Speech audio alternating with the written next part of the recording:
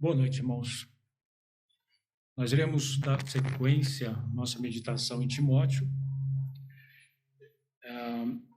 Hoje nós iremos meditar nos últimos versículos do capítulo 1, versículos 18, 19 e 20. Eu gostaria de fazer uma breve recapitulação, do que nós estamos estudando aqui, a partir do versículo 3, porque é uma introdução ao que nós vamos meditar agora, Nós temos estudado, essa carta que o apóstolo Paulo escreveu a Timóteo. Com que objetivo ele escreveu? Como ele deixou bem claro no versículo 3, ele escreveu com o objetivo de exortar Timóteo a exortar, a advertir alguns que estavam trazendo uma falsa doutrina, dentro da igreja. Eles não ensinassem uma outra doutrina, ou seja, uma falsa doutrina, Porque se fosse a doutrina verdadeira, não precisaria ser exortado, mas eles estavam ensinando uma falsa doutrina. O apóstolo Paulo exorta novamente a Timóteo, de que ele deixou Timóteo ali com esse fim, então que ele fizesse isso. Porque esses falsos mestres, eles estavam adentrando dentro da igreja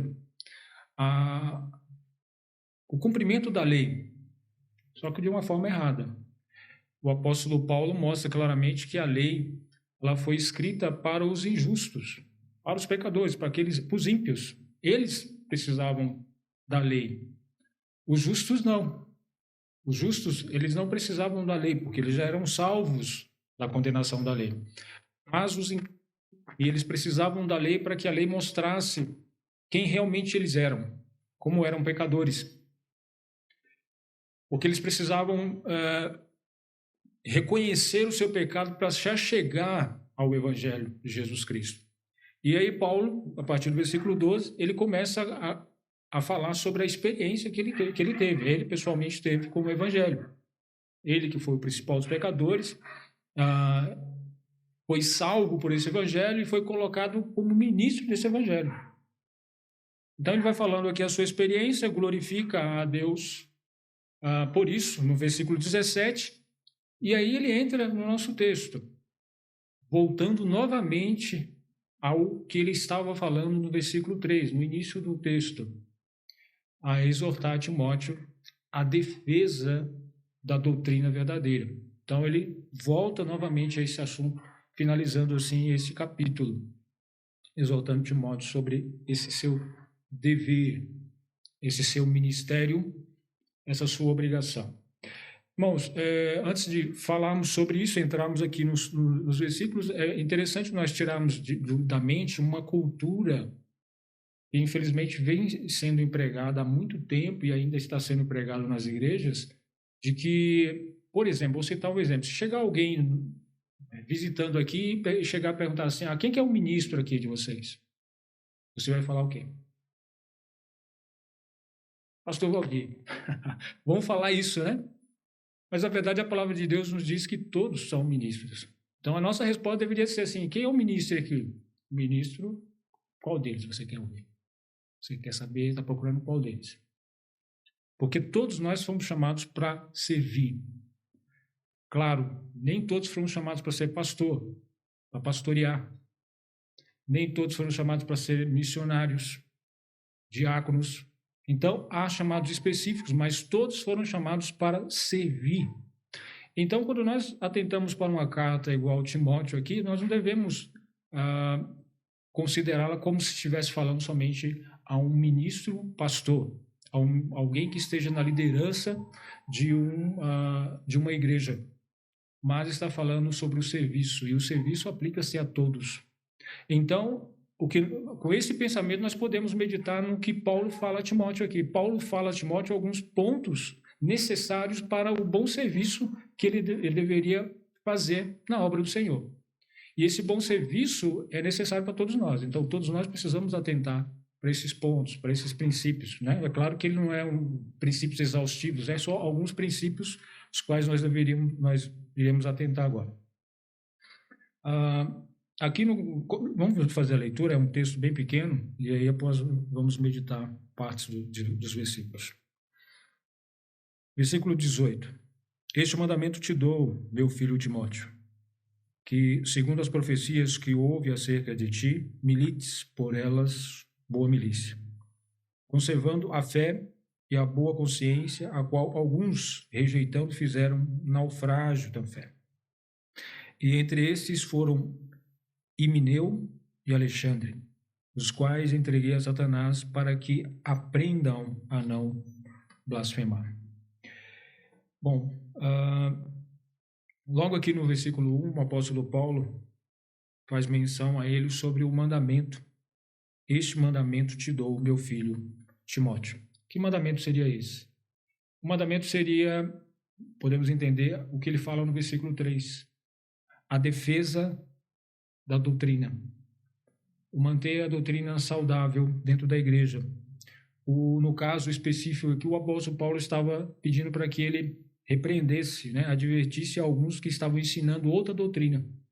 Então, este é o mandamento. Essa é uma ordem que o apóstolo Paulo está dando a Timóteo, que ele defenda essa sã doutrina. E isso nós devemos ter em mente porque o apóstolo Paulo, ele recebeu essa ordem. É um mandamento que foi dado a ele e que ele está passando a Timóteo, foi dado a ele pelo Senhor. Ele está passando a Timóteo, Timóteo deve passar para a igreja. E a igreja deve estar passando uns para os outros a necessidade de estar guardando, defendendo a sã doutrina. Então, o apóstolo Paulo usa aqui menção de uma palavra que nós podemos entender, uma ordem até no sentido militar, ou seja, ele recebeu algo de alguém superior. E quando você recebe algo, uma informação de alguém superior, você precisa acatar isso. Você precisa levar em consideração e executá-la. Quando recebemos, acho que ninguém aqui é militar, mas vamos considerar o nosso ambiente de trabalho. Quando recebemos uma solicitação do nosso chefe, o que nós fazemos? Nós obedecemos. Deus é o nosso chefe. E por diversas vezes ele nos dá ordens. E o que nós precisamos fazer? Precisamos obedecer. Eu li um comentário, eu não lembro quem foi o pastor ou quem foi o pregador que falou isso. Mas a menção dele é que falou assim, que boa parte das vezes em que um pregador está à frente, ele está simplesmente passando ordens. Ordens que ele recebeu do Senhor e a qual ele está passando para a igreja. A igreja precisa cumprir. Porque senão, não precisava você ouvir a palavra de Deus. Ouvir só para conhecer. Na verdade, uma das frases que está sendo mais faladas assim é que a palavra de Deus não foi feita só para gerar conhecimento, ela foi feita para praticar. A prática é essencial. Então, nós não estamos aqui somente para ouvir e encher a nossa cabeça de conhecimento, mas para praticar aquilo que nós ouvimos. Então, Paulo dá essa ordem a Timóteo. Este mandamento te dou. E é interessante esse termo aqui, te dou, Timóteo. Esse termo é como se fosse quando você dá a alguém algo importante, algo valioso. Quando você entrega algo valioso para alguém, para que essa pessoa guarde isso, para que essa pessoa deposite isso, para que essa pessoa proteja isso. Então, Paulo estava dando um mandamento, algo importante a Timóteo para que ele guardasse e preservasse aquilo, dedicasse aquilo. Então, isso implica, irmãos, responsabilidade. Se nós recebemos algo importante de alguém, você não pega esse algo importante que você recebeu e, sei lá, coloca em qualquer lugar. Você faz isso? Não. Geralmente, dependendo da importância daquilo que você recebe, você guarda em um banco, porque você considera que na sua casa não tem segurança suficiente para proteger aquilo. Então, se nós consideramos que aquilo que recebemos do Senhor é importante, nós devemos guardá-lo no lugar mais seguro possível. E Deus pede que nós guardemos em nosso coração. Então, Timóteo foi dado a ele que guardasse isso. Não somente a questão de guardar em nossos corações e trancar e nunca mais usar. Na verdade, a palavra de Deus, quando nos exorta que nós devemos guardar em nossos corações, é para que nós não pequemos. Esse é um dos serviços que nós prestamos. É não pecar. É o bom testemunho perante as pessoas na nossa vida. Então, nós guardamos a palavra de Deus em nossos corações, nós guardamos a palavra de Deus defendendo as doutrinas, assim como Paulo estava exortando Timóteo, e devemos considerar, porque isso é uma ordem. Foi um mandamento que foi passado a nós e que nós devemos continuar passando para frente também. Aqui nesse mesmo versículo, ele fala a Timóteo, né? Que segundo as profecias que houve acerca de ti, milites por ela, boa milícia. Essa profecia provavelmente é a mesma, é uma referência, na verdade, o capítulo 4, versículo 14, provavelmente é uma referência também a isso, né? 1 Timóteo 4, 14. Deixa eu passar direto.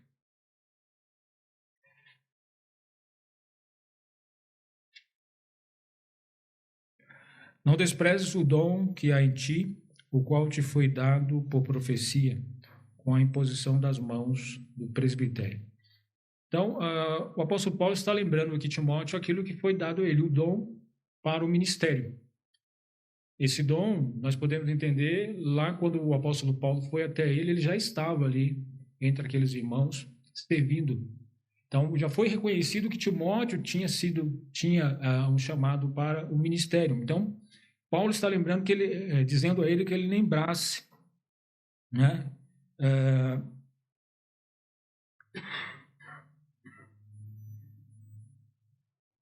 Ele está lembrando a ele dessa profecia, daquele dom que foi dado a Timóteo para o serviço do Senhor. Deus deu a cada um de nós dom. Provavelmente você faça algo que eu não consigo fazer, porque eu não tenho as habilidades, não tenho as mesmas emoções, os mesmos sentimentos que você. Então, de repente, você tem um dom para lidar com determinada situação. Deus dá dons a cada um para fazê-lo, assim como deu Timóteo. Mas, como eu disse no início, nem todos são chamados para ser pastor. Nem todos são chamados para ser missionários. Nem todos são chamados para ser diáconos, mas todos são chamados para servir. E Deus, aquele que chama, se Deus te chamou, ele chamou você para servir, ele não chamou você para ficar sentado. Isso é fato. Deus chamou cada um de nós para servir. Então, nós precisamos saber qual foi o dom que Deus me deu para me usar na sua obra, porque Deus capacita aqueles que chamam. Se Deus chamou você, se Deus salvou, deixa eu melhorar a frase. Se Deus salvou, né, porque de repente alguém esteja pensando, Deus chamou para o ministério. Não, se Deus salvou você, Deus salvou para que você servisse. Deus nos salvou para servi-lo. De alguma forma fazer alguma coisa na obra do Senhor, a qual é gigantesca. Há muitas coisas para se fazer. Então, Paulo está lembrando Timóteo desse dom que Deus deu a ele, e isso aplica a nós, porque Deus capacita todos aqueles que ele chama para o seu serviço. Nós devemos ter muito cuidado, porque algumas pessoas, elas simplesmente entram no comodismo, porque elas se escoram na questão de que se eu não sei ainda o dom que Deus me deu, então eu não vou fazer nada. E simplesmente não se coloca ao serviço do Senhor. Deixa eu corrigir o que eu falei, tá? Talvez alguém entendeu errado. Eu não estou falando que você deve esperar saber qual que é o dom que Deus te deu para você servir, não. Tá? Se isso foi isso que deu a entender na minha frase, não. Na verdade, enquanto a gente não descobre para que Deus nos chamou, se Deus nos chamou especificamente para algum ministério específico, né? Ou não, nós precisamos esperar servindo, porque foi para isso que Deus nos chamou. Deus nos chamou para o serviço. Então devemos esperar servir, não devemos usar como desculpa falar assim, eu não sei qual que é o dom que Deus me deu, então enquanto Ele não me mostra, eu vou ficar aqui sem fazer nada. Não. Deus nos chamou para servir, irmãos. Nós devemos estar buscando saber qual que é a vontade dele no ministério, no serviço a ele, né? Aí no versículo, ainda nesse versículo, Paulo fala assim, ó: milites por ela boa milícia. Milites por ela, por militar pelo quê? Militar por essa sã doutrina. Paulo lembra a Timóteo aqui que o convite que ele fez a Timóteo fala assim: olha, eu vou te deixar lá em Éfeso para você fazer um baita piquenique, ter uma bela confraternização com os irmãos, junta ali todo mundo e vai lá passear em... Eu não sei se lá tinha uma Santo Antônio do Pinhal. Mas não foi para isso que o apóstolo Paulo deixou Timóteo lá. Nós sabemos que Timóteo foi deixado lá para um serviço difícil. E assim como o pastor comentou, e eu realmente tinha lido sobre isso, que alguns consideravam que Timóteo era tímido. Alguém tímido para confrontar outras pessoas é uma grande dificuldade, é uma grande barreira. E ele precisava transpor essa barreira, confrontar pessoas. E isso, irmão, não se faz em piquenique. Isso se faz uma guerra. Por isso que o apóstolo Paulo está falando para ele: milites. Milites por ela boa milícia.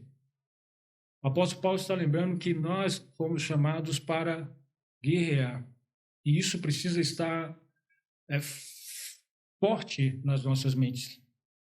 Nós não estamos aqui vivendo vidas de piqueniques, né? Não. Nós estamos para guerrear. E pelo texto, irmãos, infelizmente, muitas dessas batalhas elas são travadas dentro das igrejas. As pessoas pelas quais Timóteo estava sendo exortado por Paulo a confrontar eram pessoas que estavam dentro da igreja. Então, todos nós precisamos ter isso em mente, de que o serviço ao Senhor é uma guerra.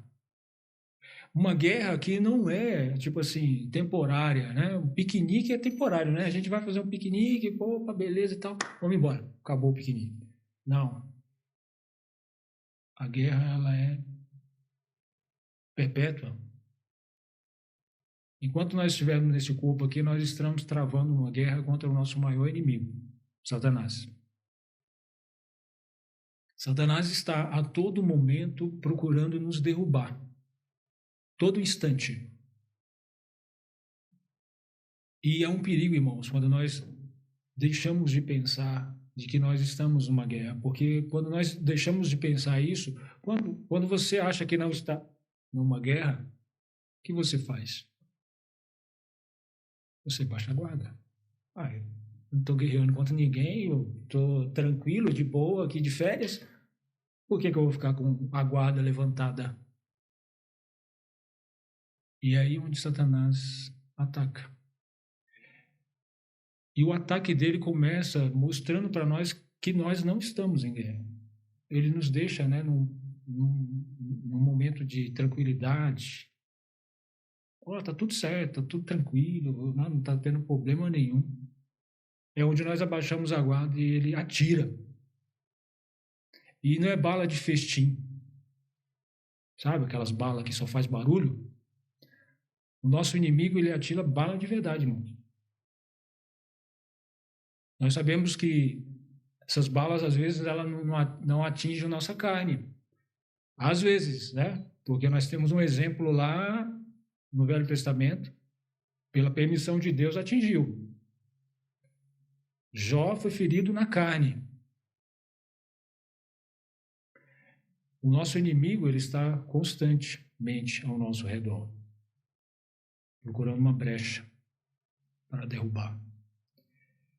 E nós precisamos, irmãos, estar atentos para não sermos derrubados por ele. No versículo seguinte,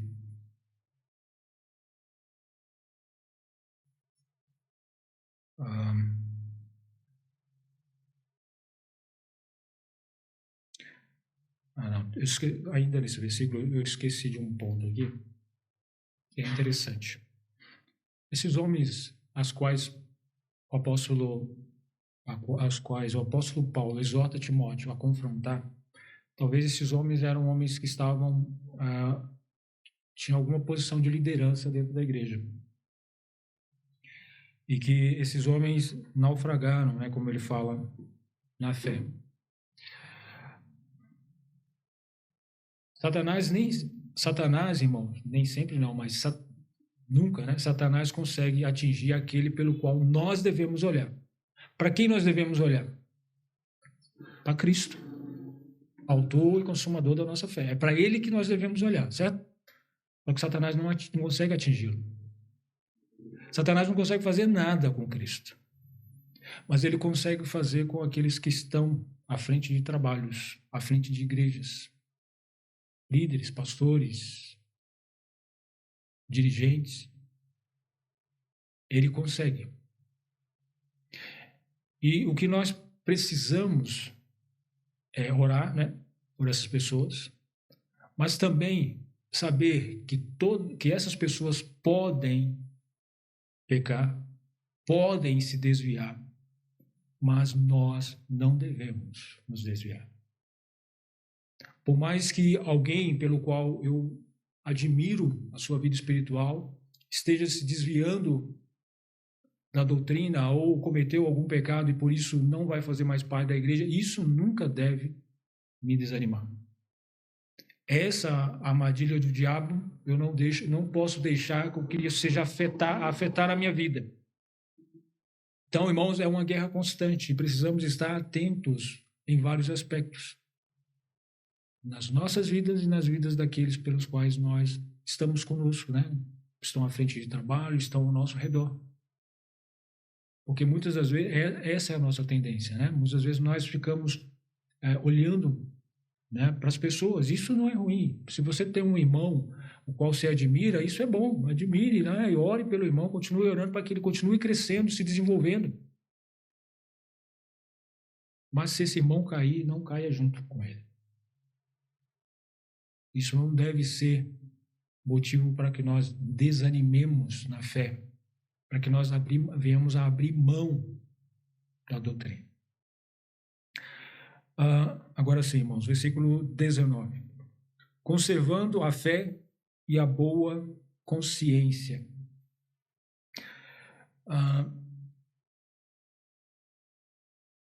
Esse ponto aqui, ele é interessante, né? Porque nós vivemos uma época onde as pessoas buscam metodologias que dão resultado. Isso em tudo, né? No trabalho, também lá a gente, de certa forma, com todas as dificuldades, procuramos algumas metodologias que dêem resultado. Escolas, qualquer lugar, as pessoas vão falar, você precisa pegar uma metodologia melhor para, né? Irmãos, isso não funciona na igreja. Na verdade, isso ele pode ajudar, mas não é o ponto principal. Infelizmente, muitas igrejas elas estão se moldando pelas metodologias, métodos humanos para liderar igrejas, para conduzir igrejas. Mas o apóstolo Paulo mostra para nós aqui claramente o que uma pessoa que está na frente, na liderança da igreja, o que ela precisa. O que uma pessoa foi chamada para servir, o que ela precisa para servir. Como ele fala assim, conservar a fé e a boa consciência. Conservar a fé, ou seja, provavelmente nós podemos considerar aqui de forma dupla essa fé, sendo a fé que salva e a fé que seria aquele conjunto de doutrinas que Paulo estava chamando ele para defender. Então, é essa fé, ele precisava conservar. E essa fé, irmãos, ela está vinculada à boa consciência. Em que sentido? Que nós recebemos a fé em Deus, somos exortados a desenvolver a nossa fé, a deixar de ser incrédulos a cada dia das nossas vidas, nas práticas. A fé e a boa consciência, elas estão juntas. O que seria uma boa consciência? É você ter uma consciência que não te acusa. é você ter uma consciência que não te acusa. E essa consciência que não te acusa, ela está moldada pela palavra de Deus. Percebe que fica mais difícil ainda? Se você tem uma consciência moldada pela palavra de Deus, nós percebemos que quanto mais moldada ela é com a palavra de Deus, mais ela vai te condenar. Mais ela vai nos mostrar o quão pecadores nós somos e onde nós estamos pecando. Então, Paulo lembra a Timóteo o seguinte, que o ponto principal, né, a característica principal que ele precisa ter para um bom ministério é a defesa da fé, né, conservar esta fé e essa boa consciência. As doutrinas, a fé que tem em Cristo, as doutrinas que você, né, as doutrinas verdadeiras, o evangelho para defender, defenda e viva isso. Cumpra isso. Esse é o requisito necessário. Tanto para ser pastor, líder ou qualquer servo. As metodologias, elas, né, alguma metodologia, talvez ela possa até ajudar, mas elas não irão nos ajudar em nada se não tiver fé e uma boa consciência. Se nós não vivermos aquilo que nós pregamos, aquilo que nós ouvimos, aquilo que nós dizemos crer, se nós não vivemos isso, não adianta. Provavelmente aqueles homens, esses dois homens aos quais Paulo menciona aqui, eles abandonaram essa boa consciência. Eles não estavam mais andando segundo a boa consciência. Por quê? Porque eles estavam andando moralmente errados. Muitos erros doutrinários dentro da igreja, irmãos, porque as pessoas elas querem pegar a palavra de Deus para defender os seus pecados. E por isso, as falsas doutrinas, os erros doutrinários, eles adentram dentro das igrejas. As pessoas querem cobrir os seus males, a sua maldade, com a palavra de Deus. E nós sabemos perfeitamente que isso não combina. E a palavra de Deus, na verdade, destaca aquilo que é errado. Mas o homem tenta defender aquilo que é errado usando a palavra de Deus. Ele tenta. Esse era o requisito que o apóstolo precisava ter. O apóstolo, desculpe, eu sempre estou referindo a Timóteo, apóstolo, mas que Timóteo precisava, né? Paulo exorta ele a ter esta fé, né? Que ele conservasse essa fé e essa boa consciência. Aí ele refere aqui, né? No mesmo versículo, a qual alguns rejeitando fizeram naufrágio na fé. Esses alguns, né? Ele já vai mencionar no versículo 20. Mas, irmãos, para nós que já temos alguns anos de carreira, né? Carreira cristã, alguns poucos, não poucos anos, isso não é novidade, né? Pessoas que naufragam na fé, que abandonam a fé verdadeira. Isso nós percebemos constantemente, né? Infelizmente, nós ouvimos falar. Eu já ouvi falar, na verdade, aqui é onde entrava a questão que eu já mencionei, mas eu já ouvi falar de pessoas, isso há muito tempo atrás, pessoas que estavam tendo um bom ministério, um ministério, né, próspero na sua igreja, estou referindo a um pastor, e essa pessoa simplesmente ela adulterou e a igreja dividiu. Uma parte, a parte que disciplinou, ele ficou, e a outra metade saiu com esse pastor, se é que podemos chamá-lo de pastor, e fez uma outra igreja. Isso tem muito tempo. Tem muito tempo isso. De lá para cá, eu tenho certeza que aconteceu isso inúmeras vezes. Inúmeras vezes. Nós nunca devemos estar olhando para essas pessoas. Devemos estar sempre olhando para Cristo. Porque essas pessoas, elas podem adentrar, como eu falei, né? Adentrar no nosso meio, mas elas também podem sair, porque não eram dos nossos. A palavra de Deus permanece para sempre. É a ela que nós devemos atentar. era ela que Timóteo estava chamando para defender essa palavra, essa sã doutrina. Então, devemos conservar essa sã doutrina. Os naufrágios, irmãos, né, indo aqui para a metáfora da guerra, muitas pessoas nós sabemos que irão morrer na guerra. Muitas. Mas nós devemos continuar sóbrios, guerreando ao Senhor, sempre atentos em guarda, porque o nosso inimigo ele não descansa. No versículo 20, aí o apóstolo aqui menciona essas pessoas. Ele fala assim: e entre esses foram Himeneu e Alexandre, os quais entreguei a Satanás, para que aprendam a não blasfemar.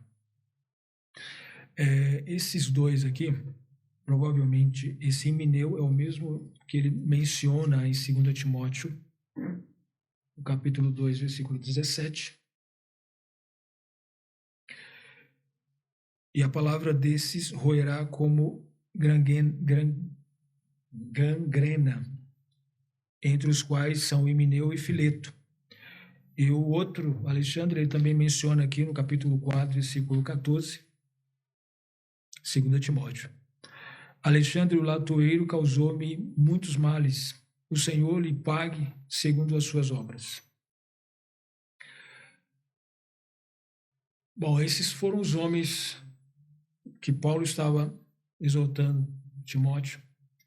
Estes homens naufragaram na fé, estavam trazendo grande prejuízo, dificuldades na obra do Senhor ali, no ministério de Paulo, também a Timóteo, mas precisava ser feito algo que muitas das vezes, na verdade muitas vezes não, algo que nunca é agradável, que é tirar o tal do meio. Acho que no ministério, né, levando agora para a questão do pastorado, o ministério pastoral, acho que essa é uma das piores partes. A disciplina de alguém. Por quê? Porque já na verdade, todo o processo é difícil. Aí chega nesse ponto de disciplinar alguém. Tirar do meio. A exortação do apóstolo Paulo é parecida com essa. Porque quando ele fala assim, os quais entreguei a Satanás, esse é o mesmo termo que ele usa, aquele que cometeu o pecado, né? Lá em 1 Coríntios, capítulo 5, quando ele exorta a igreja de Corinto, a uma pessoa que estava cometendo adultério, tendo relações com a esposa do seu pai. Paulo exorta aqueles irmãos e ele usa esse mesmo termo, né? O qual, né, seja entregue a Satanás.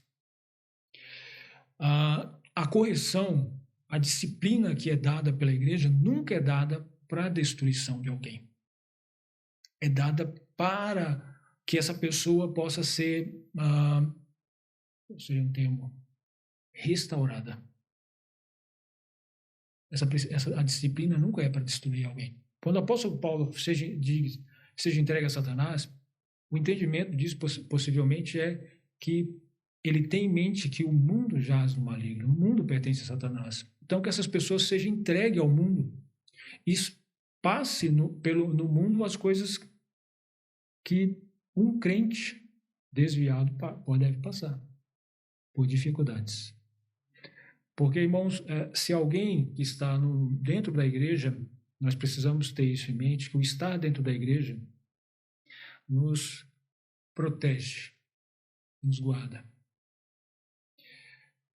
Tem um exemplo bem claro disso, né? Que é o braseiro, né? Isso, eu não sei se vocês já ouviram, mas eu já ouvi isso, e isso é muito antigo. Um braseiro. Tem um braseiro ali. Se você tira uma brasa do meio daquele braseiro, o que acontece com aquela brasa que você tirou? Rapidamente ela esfria e ela apaga. Se alguém é tirado de dentro da comunhão da igreja, essa pessoa, ela vai padecer no mundo. E se ela for realmente um crente, Deus vai agir com correção a essa pessoa. Deus vai punir essa pessoa, mas não para sua destruição. Deus vai punir para que ela seja restaurada, para que ela volte. E Deus tem as suas formas de fazer isso. Deus tem várias formas de fazer isso. Seja por doenças, seja por coisas graves, financeiras, emocionais, seja quais for. Deus vai usar a forma de trazer essa pessoa de volta, de restaurar essa pessoa. Então, Paulo usa esse termo parecido com aquele termo daquele jovem, o qual eu acredito que foi uma exclusão para que ele pudesse ser restaurado. E isso eu entendo que em 2 Coríntios ocorreu. Então, Paulo, como ele mostra aqui, não é para que as pessoas sejam destruídas, mas ele menciona um pouco aqui e dá a entender isso quando ele fala no final assim, para que aprendam a não blasfemar. Ou seja, para que eles sejam ensinados a não blasfemar. Então, talvez esse possivelmente seja o mesmo termo, com o mesmo sentido, com o mesmo sentimento. Essas pessoas já sejam excluídas, para que elas sejam corrigidas, para que elas aprendam, para que elas retornem. A disciplina sempre é com esse intuito. Restaurar as pessoas e nunca destruí-las, jogar para o mundo para que elas se percam e fiquem no mundo. Se elas ficarem no mundo, se perder e ficar lá, é porque elas nunca foram daqui. Mas se elas são de Deus, Deus irá trazê-las de volta. E Deus tem as formas de fazer isso. Então, Paulo mostra aqui a Timóteo que isso é necessário. Não é fácil? Não. Para ele que é ministro é algo difícil? Sim, mas precisa ser feito. Toda igreja que preserva a santidade de Cristo em si, ela precisa fazer isso. Precisa tirar do seu meio as frutas podres. Porque, como nós sabemos, uma laranja podre, ela prejudica todo o resto. Enquanto ela estiver dentro do meio, ela vai apodrecendo todo o resto. Então, precisa ser tirado. Então, irmãos, nem todos foram chamados para ser pastor. Nem todos foram chamados para ser missionários ou diáconos.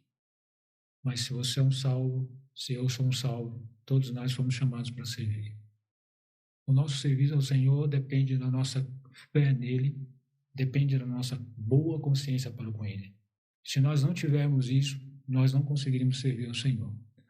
As outras coisas, por mais métodos inteligentíssimos que nós venhamos a empregar dentro da igreja, nenhum deles servirá se nós não tivermos esses requisitos. É fácil servir ao Senhor? Não. E precisamos ter isso em mente. Que nós sempre estamos em guerra para que nós não venhamos abaixar a guarda e sermos atingidos por Satanás. Que Deus os abençoe, que Deus abençoe a sua palavra. Muito obrigado pela atenção.